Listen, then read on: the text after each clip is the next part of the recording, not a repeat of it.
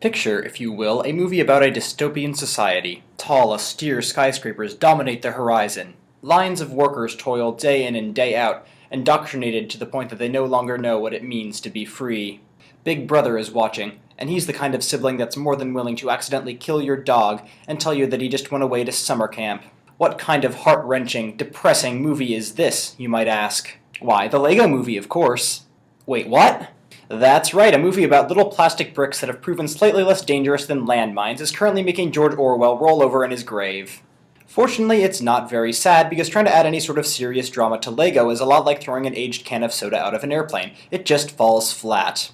At the same time, it still manages to explore complex themes quite well, which seems to be an ongoing trend for kids' movies these days. First there was Frozen, which people have only just started to shut up about, and now the Lego Movie manages to capture the hearts and minds of an older audience. Then again, maybe I'm interpreting this wrong. Maybe the reason that this film has been so successful with adults is the nostalgia factor. I might sound a little like a crotchety old man, but kids these days aren't quite satisfied unless something glows, flashes, or produces ice cream. Sure, the Lego Movie has plenty of flash, but a lot of the appeal comes from seeing all of the franchise characters that Lego has roped into production.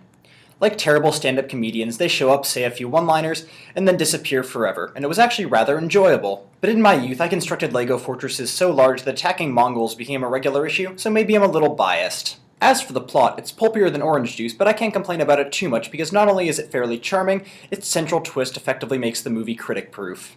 Overall, the film is a lot like a theme park ride. You line up, get on the ride, and maybe it ends up being a bit garish, but you end up losing yourself in the spectacle of it all.